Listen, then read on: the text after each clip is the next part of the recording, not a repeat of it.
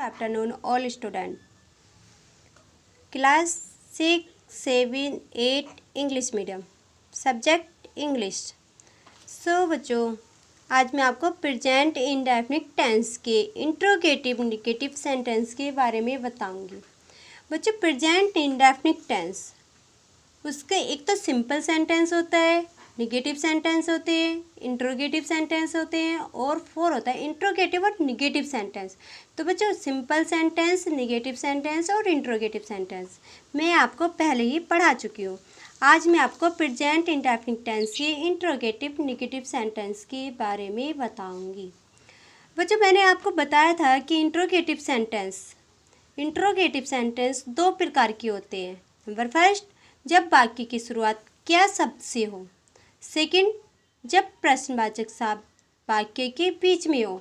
जैसे क्या वे जाते हैं तो वो स्टार्टिंग में क्या से स्टार्ट हो रहा है। सेकंड, वह कब पढ़ती है तो उसमें प्रश्नवाचक सेंटेंस के बीच में आ रहा था। तो बच्चों इसमें सिर्फ अंतर इतना है कि इसमें क्वेश्चन वर्ड और निगेटिव नहीं, दोनों एक साथ दिए हुए होते हैं। जैसे क्या तुम उपन्यास नहीं पढ़ते हो, तो बच्चों इसमें क्या भी है और नहीं भी है। तो इसमें क्या और नहीं, क्वेश्चन वर्ड और नहीं एक साथ दिए हुए हैं। तो बच्चों इस सेंटेंस को हम कैसे बनाएंगे। मैंने आपको बताया था इंट्रोगेटिव सेंटेंस का जो रूल था वो था जब वाक्य की शुरुआत क्या शब्द से हो तो उसका रूल था सबसे पहले डू या does plus subject plus verb की first form plus object plus others. ठीक है, तो बच्चों इसका रूल भी सेम वैसी है। सबसे पहले डू या does plus subject plus note. यहाँ पे सब्जेक्ट के तुरंत बाद, जैसे मैंने बताया ही है इंट्रोगेटिव सेंटेंस के नियम 1 व 2 में सब्जेक्ट के बाद नोट लगा देते हैं। सिर्फ ये अंतर इतना है कि सब्जेक्ट के बाद ओनली नोट लगाना है, बाकी सब सेम है। तो बच्चों जैसे यहाँ पे है क्या तुम उपन्यास नहीं पढ़ते हो, तो कैसे बनाएंगे। क्या तुम उपन्यास नहीं पढ़ते हो, क्या की स्पेलिंग वर्ड पे होती है, बट हम यहाँ पे क्या यूज करेंगे क्योंकि हमारा सेंटेंस क्या से स्टार्ट हो रहा है। अगर यही क्या बीच में आता तो हम वॉट यूज करते, बट ये स्टार्टिंग में आ रहा है तो हम क्या यूज करेंगे डू या डज। किसके अनुसार, सब्जेक्ट के अनुसार। अब इसमें हमारा सब्जेक्ट क्या है, तुमको इंग्लिश क्या होती है, यू।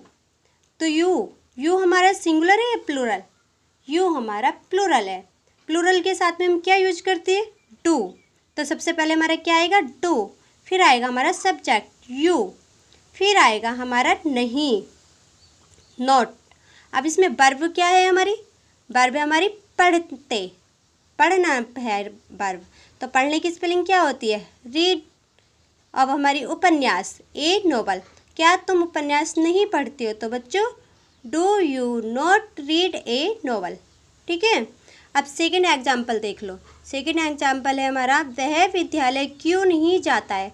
अब यहाँ पे देखो मैंने बताया था कि एक सेंटेंस तो क्या से शुरू होता है और एक सेंटेंस होता है जिसके बीच में प्रश्नवाचक वर्ड आ जाता है।